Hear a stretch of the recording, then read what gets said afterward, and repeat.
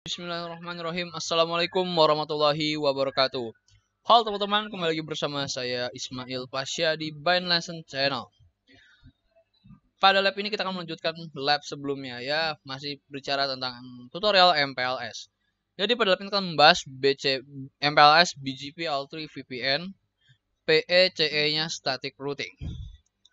Tapi sebelum mulai, saya mau ngasih tahu buat teman-teman yang baru nonton video ini atau baru datang di Bind Lesson Channel, jangan lupa subscribe karena pada channel ini dan pada video-video berikutnya atau video-video sebelumnya kami membahas soal tutorial IT, terutama networking. Jadi jangan sampai ketinggalan video-video kita. Jangan lupa subscribe ya. Oke, sekarang kita akan lanjut dalam pembahasan yang saya akan overview dulu, penjelasan dulu latar belakang masalah MPLS, BGP, L3, VPN. Kenapa kita menggunakan ini? Oke. Jadi kita akan membahas perbedaan antara MPLS, BGP, L3 VPN dengan L2 VPN teman-teman ya. Karena sebelumnya kita ini udah ngelepin soal BGP L2 VPN. Nah sekarang kita akan membahas MPLS, BGP, L3 VPN. Oke. Nah tapi kita akan flashback dikit. Dengan L2 VPN, customer di sisi A dan sisi B ini seperti mereka sama-sama berada pada satu jaringan broadcast atau layer 2, yaitu tunnel itu yang menghubungkan mereka seolah-olah satu network atau satu broadcast ya kan. Sedangkan L3 VPN ini adalah sebuah router di salah satu sisi dapat berupa OSPF neighbor dari router di sisi B atau sisi lawannya lah. Seolah-olah dia langsung terhubung. Jadi kalau yang sebelumnya itu terhubung secara layer 2. Nah, kalau ini secara layer 3, secara routing protokolnya dia sudah terhubung, teman-teman. Itu perbedaannya. Nah, dengan L3 VPN ini, kita tidak memiliki hubungan langsung antar sisi A dan sisi B melalui L2. Jadi, secara MAC address tuh kita nggak terhubung ya. Jadi, nggak kedetek gitu. Nah, nantinya ketika kita akan melakukan konfigurasi, router customer ini akan melakukan peering dengan router PE dari service provider. Service provider akan melakukan routing khusus yang menghubungkan router customer di sisi A dan di sisi B ini tanpa bercampur dengan routing utama atau routing pelanggan lainnya. Jadi dia akan membuat routing khusus, routing private yang akan menghubungkan pelanggan A di sisi site 1 dan pelanggan A di sisi site 2 gitu teman-teman. Jadi ini berbeda dengan L3. Karena nggak ada tunnel directly based on L2-nya dia nggak terhubung secara langsung. Jadi kalau di L3 VPN dia terhubungan secara routing protokol bisa dibilang seperti itu. Dan nanti di MPLS core juga sedikit berbeda. Oke teman-teman, gak usah lama-lama kita langsung aja masuk pembahasannya. Di sini saya masih pakai topologi yang sama dengan app sebelumnya, tapi sudah saya clearkan semua konfigurasi. Jadi saya akan konfigurasi lagi from the scratch, from the zero. Oke teman-teman. Kan kita akan mulai dari yang di tengah-tengah dulu. Oke, ini mau saya. Oke, saya akan mulai dari R1 dulu teman-teman. Kalian kasih nama dulu, sistem identity set name R1. Dan bikin interface bridge dulu buat ini, buat BGP-nya. Karena kita akan masih pakai BGP-nya. Kurang lebih akan sebenarnya mirip-mirip dengan lab sebelumnya, tapi ntar teman-teman bisa melihat perbedaan apa aja yang membedakan antara L2 dan L3 VPN ini. Oke, check it out. IP address interface L00 add. Nah, kita bikin dulu ke arah mana nih, saya lupa, nggak hafal. Bentar ya. Ether satunya ke situ.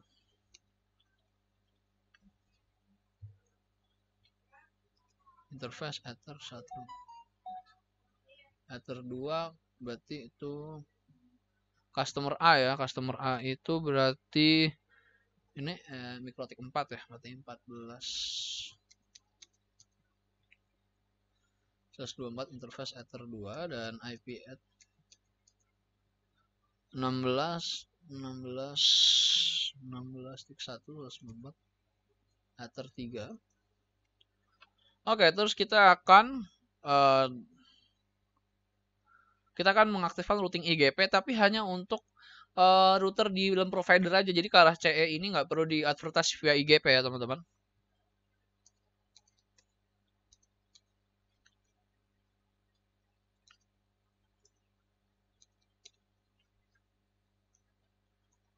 Oke. Jangan lupa kita harus mengaktifkan MPLS dulu.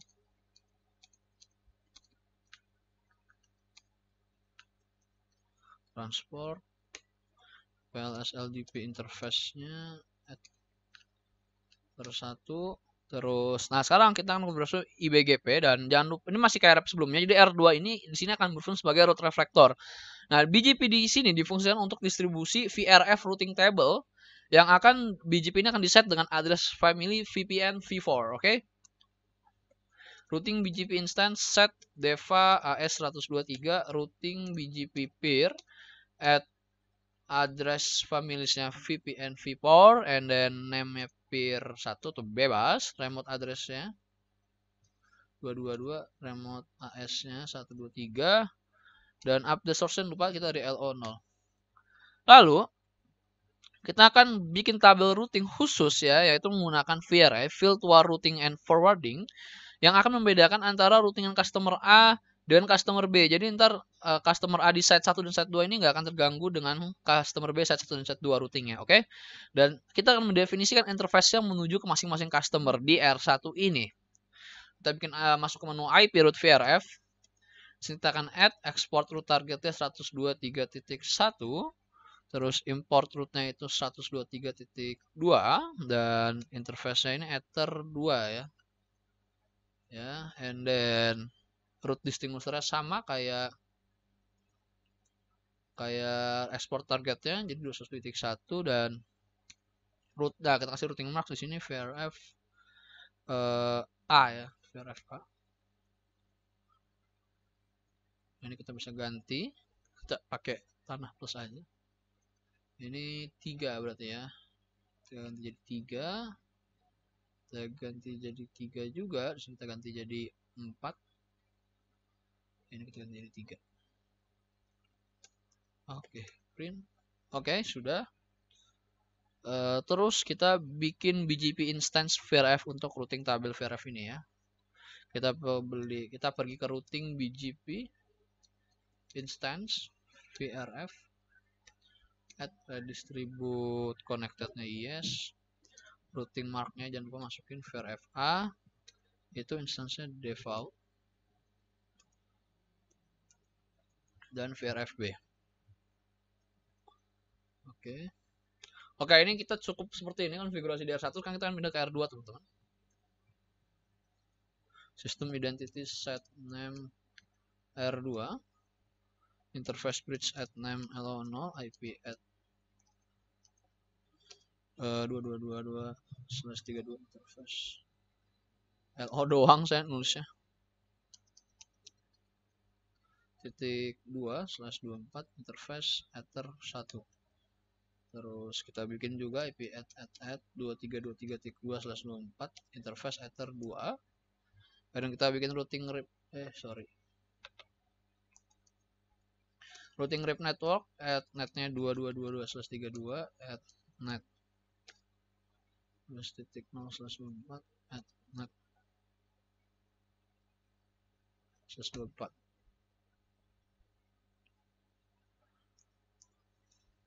PLS LDP set enable-nya kita yes, lalu LSR ID-nya lupa 222 dan transport address-nya juga 222.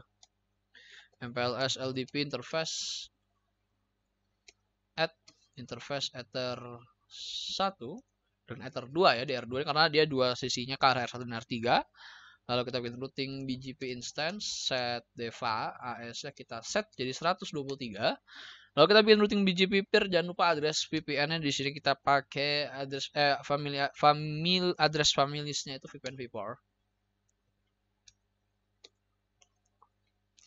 VPN v4, name-nya kita ke arah R1 dulu. Remote address 111, remote AS 123, route reflect jangan lupa karena di sini kita IBGP harus full mesh. Kalau nggak nanti routingnya timeout. Sama. Kita ganti jadi 222. Peer 2. Oke, ini konfigurasi di R2. Kita lanjut ke R3. R2 sebagai provider router hanya seperti itu saja teman-teman. Dan kita akan melanjutkan di R3 yang sebagai PE atau provider edge router. Sama kayak R1. interface bridge at name LO0 IP interface LO0 IP at 3/24 interface ether 1 ya. Ether 2 ke atas 36 berarti IP at 36 titik 124 interface ether 2 IP at 37 124 interface ether 3. Oke, terus kita habis nambahin IP jangan lupa routing RIP network, tapi hanya yang ke arah router provider aja, yaitu adalah loopback-nya tentunya. 111 333 23.0/24. Terus jangan lupa MPLS LDP kita nyalakan.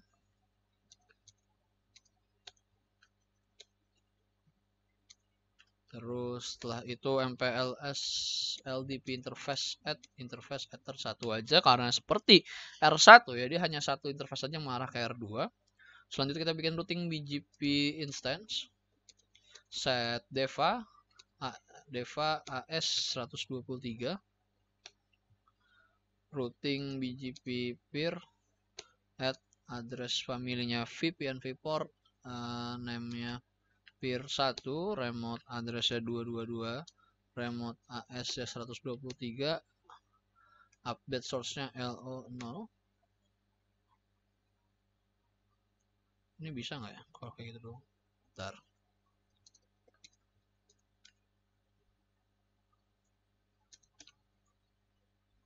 Oke, bisa. Setelah itu kita akan gunakan ini IP root VRF ini agak repot banget teman-teman. Add export root-nya itu 123.2, import root-nya target 123. Root distinguisher-nya itu 123.2. Terus interface-nya ether 2. Routing mark-nya ini VRFA. Ini VRFB. Aduh, salah. Kepencet. 4.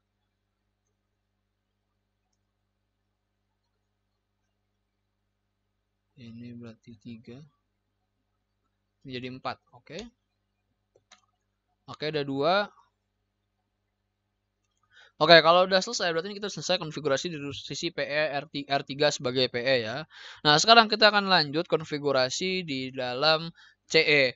Nah, untuk di router CE sendiri ini ya, konfigurasinya itu sebenarnya simple. Kita hanya perlu nambahin IP address dan routing di sini ya kan. Routing protokol jenis apapun, tapi pada lab ini kita menggunakan static routing aja agar si CE ini bisa komunikasi dengan agar bisa terhubung dengan router PE lainnya, router CE yang ada di site lainnya ya.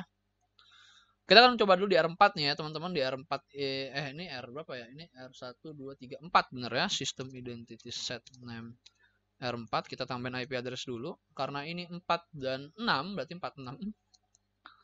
46.46.46.4/24 interface-nya itu ether 1. Nah, di sini kita bikin IP route ini aja ya, default route gitu. Gateway-nya salah, sorry. Kan ini kita bikinnya 14 ya tadi. Aduh, salah. Sorry teman-teman. Gateway 14 satu bikin dulu gateway-nya. Ini kita ganti dulu.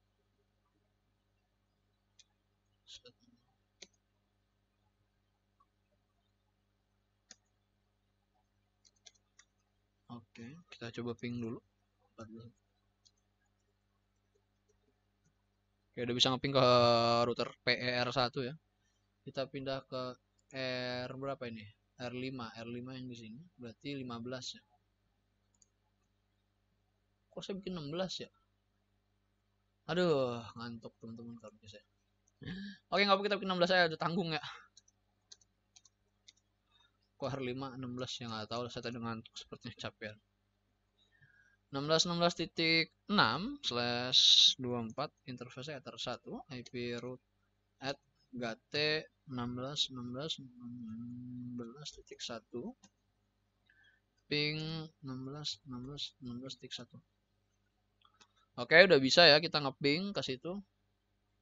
Sekarang kita lanjut di R456. 6 ini berarti di customer A ya, teman-teman. Kita bikin sistem identity set name R6. Di sini berarti 36 tadi ya. IP add 363636.6/24 interface header 1. IP add 36363633 gateway-nya. Salah. IP root at gate, sorry teman-teman, salah. 3636.3. Oke. Ping 363636.3. Oke, udah. Pindah ke R7 teman-teman. Sys ident set name R7 IP add 37.37.37. Kurang add satu lagi. Salah. Titik 7 interface ether 1 IP root at gateway nya 37.37 ping 373.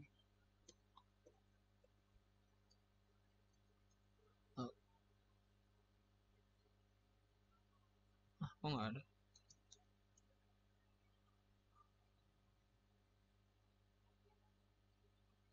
Oh, salah, sorry. 37.3.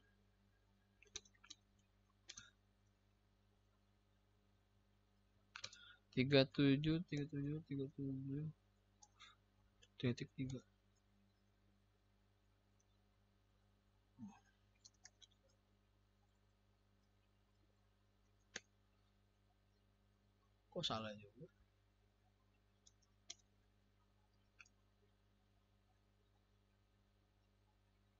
Ini masih berapa IP-nya, lupa.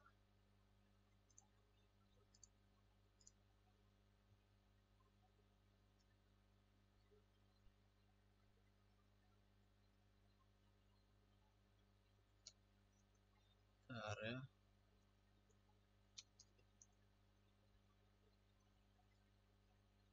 Ether 1, Ether 2, Ether 3, 37. Di sini saya ngasih di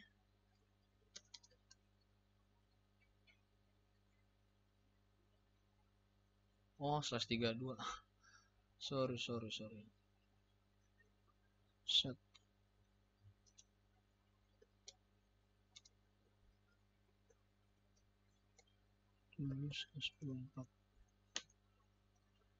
Nah, oke, udah bisa ngeping. Tadi salah ngasih slash ya, prefix ya teman-teman. Oke, ini udah bisa ngeping ke gateway mereka masing-masing. Nah, sekarang kita harus pengetesan nih. Pengetesan pertama itu adalah routing di RIP-nya di MPLS core ya tadi ya. Di antara di router provider ini kita cek MPLS-nya. Kita harus lihat IP root print-nya dulu aja. Kalau lengkap sih harusnya ada masalah. Wah, ada nggak lengkap nih. Bentar. Wah, saya salah lagi. Kenapa 24 ya?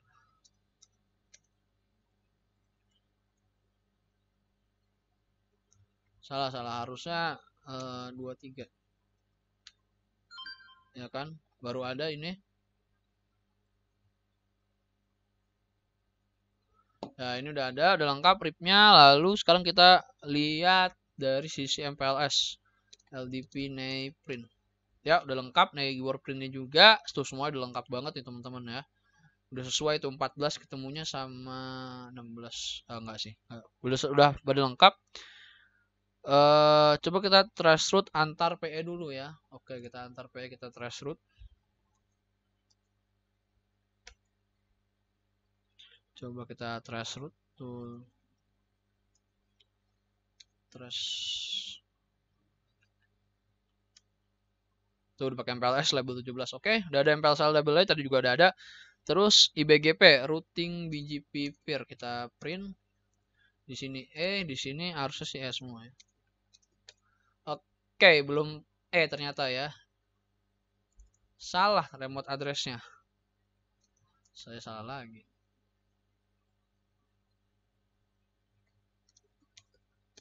Set 1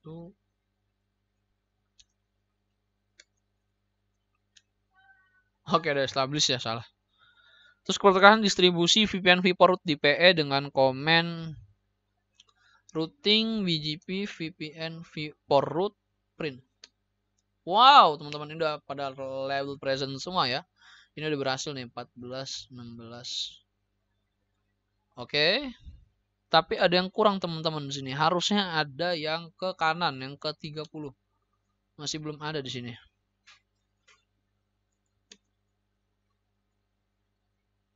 Sebentar, saya cek dulu ya.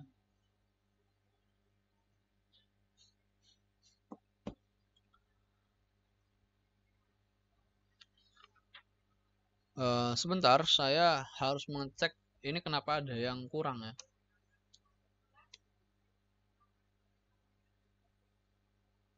Pada salah config di sini, kita lihat dulu.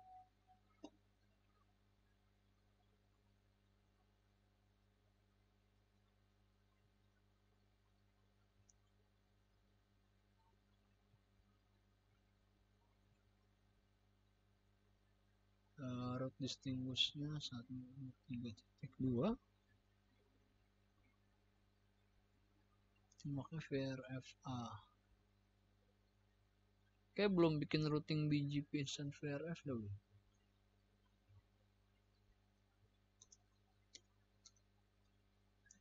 Ah iya, teman-teman lupa. Routing BGP instance VRF-nya dibikin ya kan. Kita bikin dulu ya. Saya lupa, mohon maaf nih. Pansannya nggak muncul ya kan.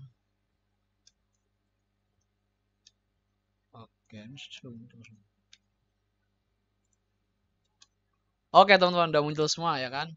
Tadi karena VRF instance belum saya bikin nggak ada.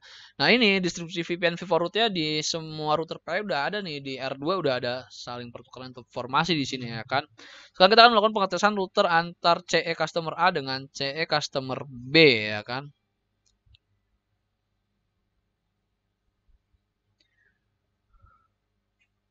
Kita coba dari R1, R4 ya ke 36, 36, 36.6. Sudah bisa. Tool trace 36, 36, 36.6. Trace root ya. Tahu-tahu sampai.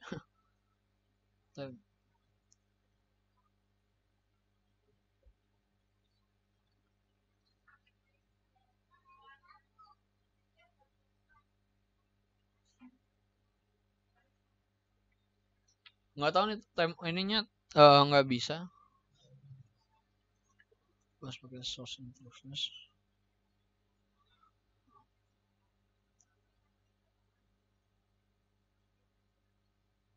Oke, jadi dia nggak tergambarkan gitu ya hop-hop yang dilewatinya, tetap kayak sampai aja dia di 366 ya kalau di trace root hasilnya.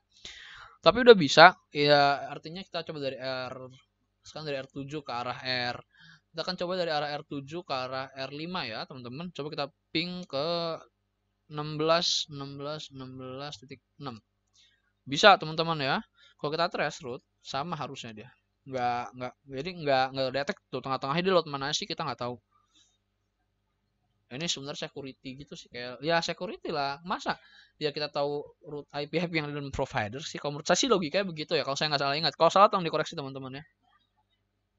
Nah sekarang kalau kita lakukan telnet dari CE nya, misal dari CE ke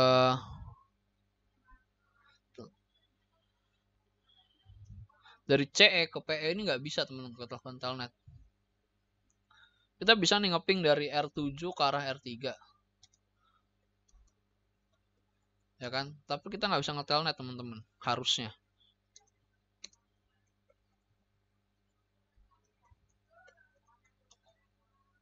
Oke, kita tunggu. Jadi ping dan trace route-nya akan hasilnya seperti itu. Kalau teman-teman berhasil harusnya kurang lebih seperti saya. Trace route-nya tetap berhasil tapi akan time out dulu. Di sini 3 kali. Yang mungkin artinya itu melewati 3 router yang ada di provider ya teman-teman ya. Tapi kalau secara ping itu berhasil. Yang artinya teman-teman udah berhasil sebenarnya pada lab MPLS BGP L3 VPN static route ini teman-teman ya. Nah, di sini saya mau jelasin kalau kita nge-telnet ke PE router yang direct connect ke kita ya, kita kan sebagai CE, kita direct connect ke PE-nya, ke provider edge, itu nggak akan bisa.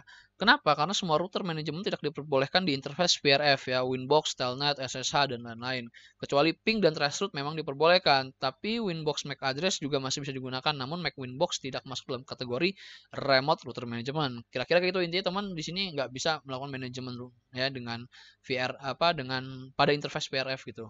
Karena yang boleh hanya ping dan traceroute aja. Kira-kira gitu teman-teman buat kita lab ya, lumayan panjang ya MPLS BGP L3 VPN static route ini. Pada lab berikutnya kita akan mencoba menggunakan kagak bisa ya, nggak bisa ternyata ya teman-teman. Violet ya, timeout, Jadi sampai sini dulu aja lab MPLS BGP L3 VPN PECE-nya kita konfigurasikan dengan static routing. Pada lab berikutnya kita akan coba pakai dynamic routing, oke teman-teman? Oke, ini aja sampai sini. Thank you udah nonton. Mohon maaf kalau ada salah kata. Kalau ada kritik saran silahkan. Jangan lupa like, comment, share, and subscribe.